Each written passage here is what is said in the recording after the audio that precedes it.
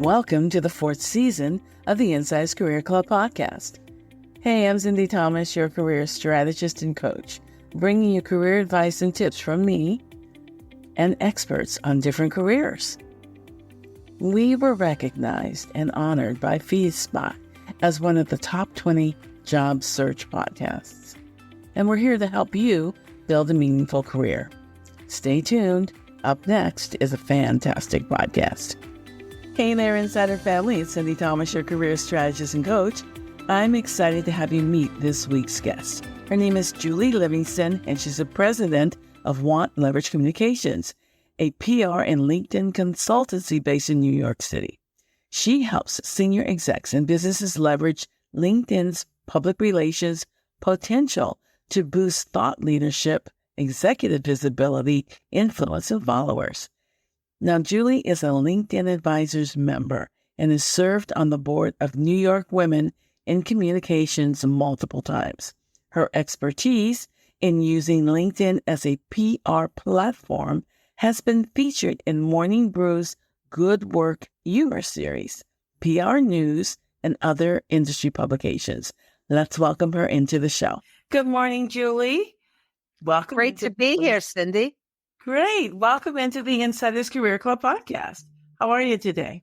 Oh, I'm really well. Thank you. Looking forward to spending some time with my family this weekend, and great to be here. Yes, wonderful. Wonderful to have you. And I'm looking forward to the conversation. So let's start off by having you tell us a little bit about growing up in the New York area. Well, I'm a born and bred New Yorker, and I grew up in Queens, New York, right near Kennedy Airport. So, in fact, our apartment was right in under the flight path of JFK, which was sometimes annoying and very loud. But it also provided me with access to New York City. And so I, at a very young age, was going into Manhattan and taking advantage of all that New York City has to offer, including theater, museums, concerts, everything. I ate it up. Yeah, I mean, there are so much. Big cities, especially one like New York, has so much culture that we here on the West Coast have it, but not like it is back east. And I used to have friends that I had from New York that would say, "You guys don't have any culture." I'm like, "We have culture." Until I went back east and got the feel for it. And I understand now what they mean. Yeah, it's awesome. Yeah, it is. How did your family life influence your decision to get into public relations? Well, that's interesting that you asked that. When I was in college, I was always a writer and a creative writer growing up, and was recognized for that. And in college, my dream was to become a fashion editor. And so when I was in college, I secured a college internship at 17 magazine, which was a teenage fashion publication. I remember that. And that was a very difficult thing to get because usually it was reserved for young ladies whose fathers were socially connected. And I was this little girl from Queens, New York. I didn't know anybody. My dad didn't know anybody. But through sheer perseverance, I got in and I got that internship, and it was my launching pad. And then my first job out of college, like literally a week after I graduated, one of the editors of 17 called me and offered me my first job as a fashion editor at a magazine called Young Miss. Later it became YM. And so that was literally a dream come true. Wonderful. So let's talk about the educational requirements for a degree in public relations. Well, in public relations, back when I was had an early interest, it was really in media and mass communications is what it was called. But today, as the field has really developed over the last 30 or 40 years, I would say, today there is a communications or public relations track. And so when I went back for my master's degree in communications management, I received that about 13 years ago at Syracuse University's Newhouse School for Public Communication. And now there is a dedicated track for public relations or communications, depending on the school, is what it's called. Yeah, because they do. Everybody calls it something slightly different. Yes, And exactly. you kind of have to figure it out if you're looking. Yeah, they call it communications management for the master's program. So depending on the school you go to, they might call it something different. Okay. So your first PR job, that was with 17, right? No, actually, so my first job was really in editorial. I was an intern at 17 magazine, became a fashion and beauty editor at Young Miss magazine. And when I was in that job, I was really fascinated by the pitches I used to receive from publicists trying to get me to feature beauty and fashion products in the pages of the magazine. And I started doing some editorial writing for the magazine. We had a very small staff. And so I had a great opportunity to start writing monthly columns or bi-monthly columns on fragrance and one on hair care. And I realized I had a real knack for it. And so after I did the fashion and beauty job for about 5 years, I was ready to move on. And I thought that public relations sounded very interesting and a way that I could use my writing skills in a bigger way. And so I kind of flipped the script. I went from the editorial side to the public relations side. I then became the one pitching reporters and journalists to feature products that I was promoting. And so I got my first job through networking. And I think that networking and connecting with other people from a young age is a really important thing. You've got to put yourself out there. That does require a certain amount of confidence, but I did that. I always have been involved with industry associations. And even from the time, from when I was in my 20s, and I was a young fashion and beauty editor at Young Miss, I used to be very involved in a group called the Fashion Group International, which is still around. Oh, okay. And I was able to really network through that organization. And so when it came time for me to want to move, I told people at the fashion group what I was looking for, that I wanted to go into public relations. And I got a lead for a trade organization called the World Gold Council. That was the trade group for the gold mining industry out of South Africa. Wow. And they were looking for a jewelry promotion manager. And since I had covered the jewelry and accessories markets when I was at Young Miss magazine, I was a really good fit for that position. Wow. Yet it was going to provide me with a lot of room to grow because I had never really studied public relations per se, although I was exposed to the work of publicists as an editor, right? Because they were always pitching me. So that's how I got that job, through being involved in a trade organization and networking. Okay. Now, what you were saying, and I was thinking about that, being able to grow in your public relations experience, but then you also, I don't know what your knowledge is of fine jewels and gems, but that's a whole other area. I learned it. Yeah. I didn't know anything about it, and I learned it. So the other thing that I would say to your listeners is that it's really important to be flexible in your career and be able to, if you're a quick study, and I had a lot of passion for what I was doing. And I've always enjoyed learning. In every position I've ever held, I've always wanted to learn more and stretch. I always was somebody who enjoyed getting stretch projects and doing different things that were maybe not specifically in my job description, but gave me the opportunity to do something different. Right. And so I think that's a really important skill to have, and especially in today's job market, which is tough. And it was tough back then too. For me, it was very tough. And again, as I said, I did not come from a family that was well connected politically or socially. And it's always given me something to strive for because I'm always looking to learn.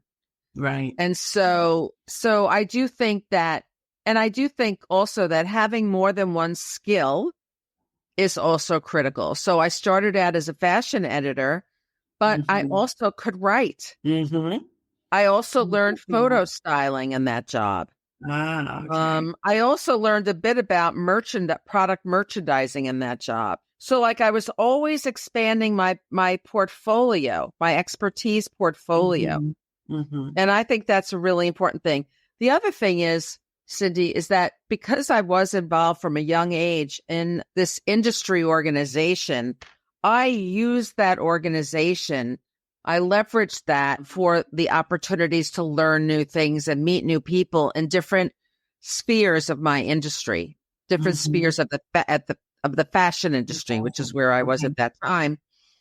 And I would go to different seminars that they had and events where I could learn new things. And so I think that that's really important. I mean, certainly today, it is critical that people keep up their technology skills. Oh, absolutely. They really keep up with all of the latest things right now. It would be really learning about AI, artificial intelligence, and how that is affecting business today. That is something that anybody in the job market today has to know something about. You've got to have good computer skills. You don't have to be a genius in using computers or software or whatever, but you should have a decent knowledge about it. Basic, and you should definitely more than basic even. And you should be able to, you should know where to get information, even if you don't have it now. Right. And that's so important. When you were talking, there are several things I wanted to make a comment on. One is being flexible. People go in, especially young people these days, can go in and they're so focused on what they've learned. They think that that's what they want to do, and they're not really willing to be flexible. And so having that flexibility mindset is so important, because if you are flexible, new opportunities will open up to you. That's one thing I wanted to say. And then the other piece about being open to learn. Now, there's two ways you can learn, right? You can learn with on-the-job experience and what the company is offering you from that perspective. But you will get to the point in your career where that may cease because you've been in a role for a while. And so it's very important, like having that attitude of wanting to learn and going to find webinars, seminars, meetings, organizations that you were interacting with and networking with, and you were growing in multiple ways by doing that. And the last thing I wanted to comment on, which you had also said, is having more than one skill. And I know that when I went to college to be a teacher. And so I was, doing everything I needed to do to be a teacher. But my backup skill was having office skills so that I could always find a job. And it turned out for me that when I graduated, there were no teaching jobs. Schools were closing in the area that I lived in. And I used those skills to find a job with a newspaper. But I was doing clerk work or whatever it was. Yeah. I wasn't actually writing, but I was able to find employment. So those are some really key things I wanted to point out that you said and comment on. Yeah. I mean, I couldn't agree with you more, Sindy. I think the more skills that you have, the more valuable you are to an organization. And also, if you continue to learn throughout your career, that's another thing that's valuable to organizations, because you can grow in your job and you could grow with them. If you have that kind of curiosity, resourcefulness, and willingness to learn and acquire new skills. Absolutely. And I know that when I was hiring, especially for startups, I always looked for people that had a broad breadth of experience, as well as that focus skills that we needed for whatever that position was, so that you knew that bringing them into the company, they were going to be a real value add somewhere. So yeah, that's a good attitude to have. I remember when I went to this trade group when I worked for the World Gold Council. And after I was there and again, I didn't really know much about public relations when I took that job. I was a fashion editor who knew a little bit, but I grew in that job. And when I moved on from that position, I remember my boss saying to me that hiring me was one of the best decisions he ever made, because I was so flexible and I was enthusiastic passionate about what I was doing. And I was always somebody that he knew he could give a stretch project to, and I would excel in it.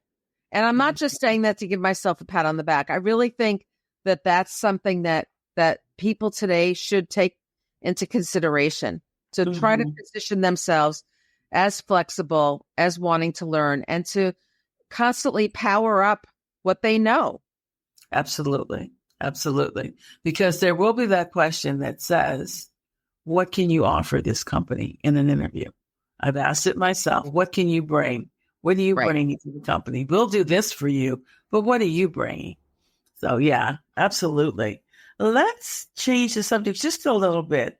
Most people think of public relations as being related to celebrities, but businesses also need public relations people. Can you discuss that as well? Well, there is a section of a sector of public relations that would be more in the entertainment space, and perhaps might have work around celebrity PR. And I've done some of that in my career. Again, I've been really flexible, and I've worked in a lot of different areas of public relations. But every company, every organization, and including higher ed institutions and nonprofits, need to protect their reputation and cultivate their public image. And that's what public relations does. And in my work, I help companies to stand out next to their competitors, promote their competitive advantage and what makes them different. And I do that by helping them to communicate properly with different stakeholder audiences.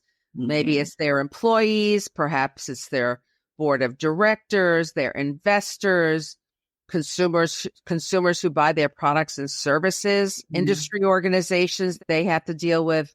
I help to cultivate their thought leadership. So I work with senior leaders and subject matter experts within an organization to get them quoted in news articles. Again, that's a way to promote what they know and what makes their organization different and special. I book them on speaking engagements and help them get book contracts. I also work with them on developing their presence on LinkedIn, which is absolutely critical today. No matter what stage you are in your career, you must have a presence on LinkedIn. Absolutely. So you want to talk a little bit more about that because it's branding I'm thinking of it as being branding for the individual themselves, but it's also branding for the company. And it doesn't matter if you're a CEO or not, or some executive in a company. Individual contributors also need to have a LinkedIn presence. So can you talk about that? Sure. Well, LinkedIn is the world's biggest business networking platform. I think they estimate now they have 600 million users in 200 countries. So if you're not on LinkedIn, you're really missing the boat. And it's no longer just a job search platform either. And your profile should no longer just be a CV or a resume, but it should really indicate what your personality is like and who you are as a human being. So you should have a profile on the platform. And every person who works for a company is sort of an ambassador in some way for that organization. So no matter what level you are at an organization, you should have a LinkedIn page. Companies should also have a company page. But the fact is that LinkedIn is a social networking platform, and people want to connect with other human beings on it. So they might follow a company and they might follow their company news for their company page for updates and news and information. But they want to really connect with the people behind that brand or company. And so your personal page is really, really important. And so I would say the first thing to do if you're looking for a job or you're just setting up your LinkedIn page is to get a professional looking headshot. This is the photo that's on your profile that people are going to see. And you want that to look really great. It should not be a bikini photo or anything too casual. And it doesn't mean you need to wear a suit either, but something where you're making eye contact where you're dressed well, even if it's business casual. You want to make sure your clothes are pressed and fresh looking. I like it when people wear color in their headshot because I think it lights up their face more. And it's worth it to pay to get a headshot. It really is worth it. This is your image that you're putting out into the world, and you really want to look your best. So that's one of the main things. In addition, when you start writing your profile, you really have to think about what you want to say about yourself and what you're looking for. What do you want people to think when they look at your profile? Is it that you're a technology manager or that you have a particular expertise? Well, it's that top third of the profile that's going to telegraph to them all of that. So, for example, on my profile, first of all, I have a professional headshot, and that's on the left side of the left side of the profile.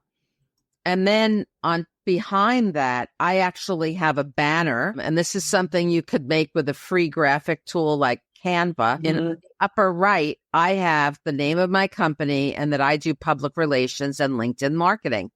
So in 5 seconds, anybody who looks at my profile and only sees the top will see what I look like and how I present myself, and they're going to get a notification about what I do. When you scroll down a little bit more and you need to write a headline for yourself, people do these in different ways, Sindy. You could, in my current headline, I actually have a series of words and phrases that I separate by a column. It's actually an uppercase I, and it tells people, again, what my specialties are. So I'll read you mine. It's executive visibility, LinkedIn ghostwriter, thought leadership, podcast host, because I host a podcast on LinkedIn, stakeholder engagement, thought partner, LinkedIn advisors member, because I'm a member of that group that LinkedIn has, infinite ingenuity, because that tells something about my persona, and then theater junkie, because I'm a theater nut. I love going to theater. So again, I'm making you laugh, right? I'm making you smile, but I'm also giving you an indication of who I am as a human being. Okay. Very cool. Okay, that's some great advice for listeners. Anything else you want to add to that? Yeah. I mean, then you have to start building your connections on LinkedIn. And you do that by starting to send invitations to people who you know well and ask them to connect with you on the platform. If they know you well, they'll probably accept. And once you have a decent amount of followers, you could start building your connections by going into people your first connection with and looking at the people that you have in common with them. Those are called second degree connections. And then you could start sending those people a connection invitation. I'd like with a little note. You should always add a note to that because there's a higher incidence of people accepting your LinkedIn connection invitation if there's a note attached. And there's a prompt that LinkedIn will ask, do you want to add a note to this? And you should always do that. And your note might include something like, hi, Jane, we both share mutual contacts. Or you can mention the name of the person you're both connected to. I would like to connect here and explore synergies. All the best, and Julie, or whatever your first name is. And you'll find that you'll start building your connection base, and that's a good place to start. You can also follow people and companies that you're interested in getting to know. Yes. And that's always a good thing because they often will list job openings and career opportunities on their company pages. So follow them. Yeah, good idea. Okay. What's your key advice for helping senior leaders develop their thought leadership on LinkedIn? Well, if you're a senior leader at a company, chances are you have thoughts and opinions that you've formulated over time that make you valued within that organization. And you probably have very specific kinds of expertise, whether it's in technology or artificial intelligence or developing company culture, whatever that is. And you should promote that.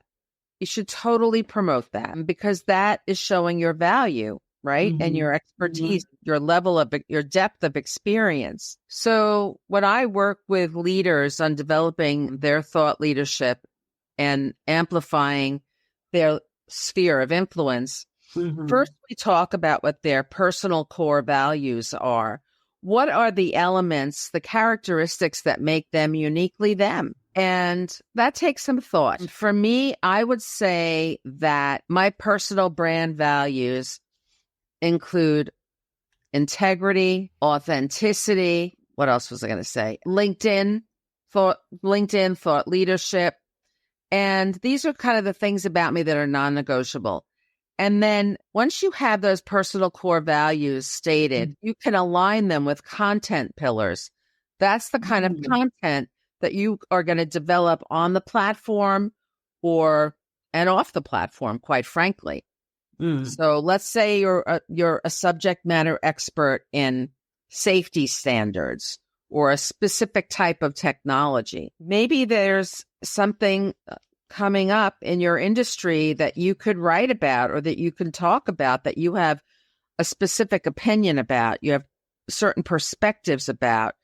That other people would see value in. I help leaders to start to develop, whether it's their LinkedIn content, I develop their content strategy, and then I actually do the ghostwriting for their posts for them. But sometimes I also will pitch them to publications where they could either contribute a bylined article that they author or where they can be featured in an article or a news story as a subject matter expert. And that's a wonderful way to make yourself stand out as a leader and to showcase your expertise. Okay. The other way, there's another really cool way on LinkedIn for those people who are just getting started on the platform. LinkedIn has a new feature it was just launched this year, called Collaborative Articles. And it's a feature that's AI generated. And you will get requests for this. I often get asked to comment on articles around public relations and thought leadership.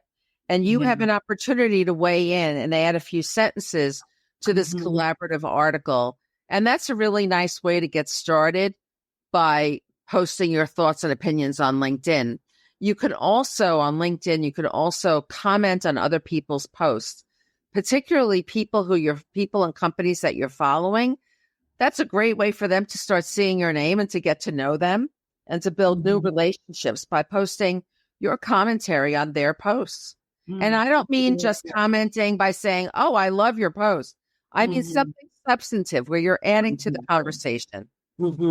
And shows that you have thought about it and you're not just skimming over something and saying, oh, exactly. Cindy. That's right. Those are some great tips, Julie. Absolutely wonderful tips. Now, how do you help your executives or your companies that you're working with tell their culture story? Because right now we still have a skilled talent shortage and companies may not be hiring as much as they were before, but they're still wanting to attract top talent.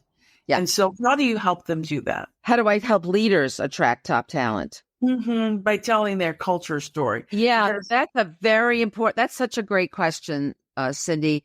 And I do that a lot for senior leaders who have the ability to add to their teams and hire people. Talking about their company culture is critical. And for one of my clients, she's actually an expert in developing a positive company culture.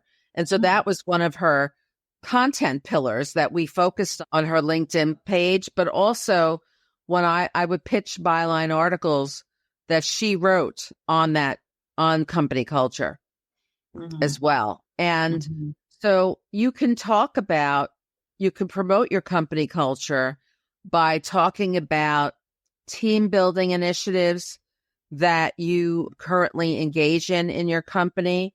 You can talk about how the value of the team and the team contribution, how you as a leader recognize team members and give them shout outs publicly on LinkedIn. That is really cool. I have to say, for one of my clients who is a Fortune 500 leader in a technology company, we try to get photos of her with team members if we can. But if we can't, we try to use photos of team members in action during their job in the field. We get so much traction on those posts because we're able to tag the individual team members. And that's a wonderful way of promoting your company culture. Great. Yeah. So one of the other things I've started doing is we look for comments from team members on the leader's feed, on their LinkedIn feed.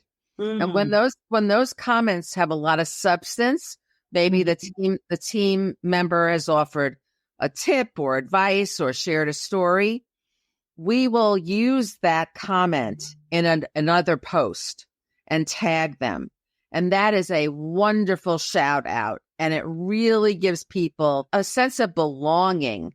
And when new talent starts seeing that, when they see that on the leader's LinkedIn feed that they are calling out team members and congratulating them and recognizing them for their work, they're going to be more drawn to apply for positions at their company. Yeah, it also makes the team member that's being highlighted, makes them feel valued as well. It really does. It makes them feel fantastic, and they want to do more. And they actually are going to go out and talk about it with their peers. Yeah, It's a great way. It really is. It's a great way to promote your company culture for sure. Getting those team photos, getting photos of people in your department and recognizing their contributions helps to promote your company culture. Great. But do that regularly. Don't just do that once in a while. Do it on a regular basis. Commit to every, so many weeks or whatever that you're doing something like that. Yes. Okay, sounds good. Tell us more about your business because you've got several prongs of your business, right? So talk to us about that. Yes, sure. My company is called Want Leverage Communications, and I am a solopreneur, and my training is as a public relations professional. And so I do all the things that you would expect a traditional public relations agency to do. I offer strategic communications counsel to my clients. I help leaders to make decisions about how to communicate and the messages they should send out to key stakeholder audiences like their internal teams, their investors, the industry at large, ultimate consumers, journalists, and the media.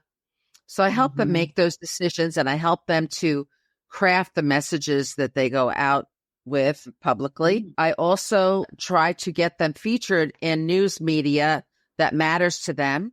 So whether that's getting them quoted in an article as a subject matter expert or booking a speaking engagement at an upcoming industry conference, I do all of that. I form strategic partnerships on their behalf with other like-minded organizations, which are often very fruitful. I've done that where I have formed collaborations between industry associations and research companies. And I also help to coach them and counsel them through industry crises. Again, providing strategic communications counsel so that when things come up, if there's an issue or a crisis bubbling up in their industry, they are ready and prepared to come through it in a positive way, even if it's potentially negative around their business. I help them to be resilient by developing the right messaging and really getting the whole team involved in what they should say, how they should act, what they should do,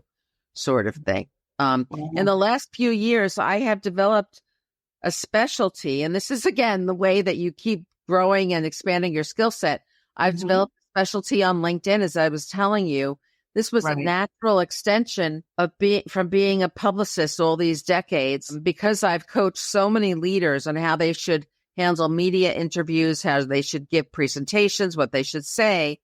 Positioning them as thought leaders on LinkedIn was just a natural for me. And so now I develop their LinkedIn content strategy, and I actually do the ghostwriting of their LinkedIn content in their authentic voice, so it sounds like them. I manage the content on LinkedIn, and I do all the metrics. I track how successful the messaging is landing and how their influence is growing over time. Wow. You're quite the busy lady, Julie. I am. And I love it. I love it, right? It's so much fun. Yes, it is. We love it. So if any of the listeners want to work with you because they have not been working with a PR person, how can they get in touch with you? Well, guess what I'm going to say? Find me on LinkedIn. It's Julie Livingston of Want Leverage Communications. You could also check out my website, which is wantleverage.com. And you can listen to my podcast called PR Patter with Julie Livingston, and that's on Spotify or wherever you listen to podcasts. Okay. Sounds great. Well, Julie, it's been my pleasure to speak with you this morning. You have shared so much wonderful information that I know listeners can really use. So I appreciate that, and I know they will too. So thank you for taking the time to be on the podcast today. It's been a pleasure, Sindy. Thanks so much for having me. That pleasure works both ways. You're welcome. Okay, take care. Bye-bye. Bye. That was a great podcast. Thank you for tuning in. Your support's important to us. Are you recently laid off? Are you feeling lost in a job search? Do you need help getting your career back on track? Our specialized career programs can help you. Our expert can help you get noticed with our Resume RX and innovative job search program. Or you might want to try our Interview Excellence program and Offer Negotiation Bootcamp. You could learn more about our career program menu on our website at www.insiderscareerclub.com. And while you're there, you can also schedule a free assessment call. Don't delay. Take control of your career today. Now, let's speak a blessing over you. Your future is bright. Believe that your success is on its way to you. And remember, we're here to support you every step of the way. Until next time, take care.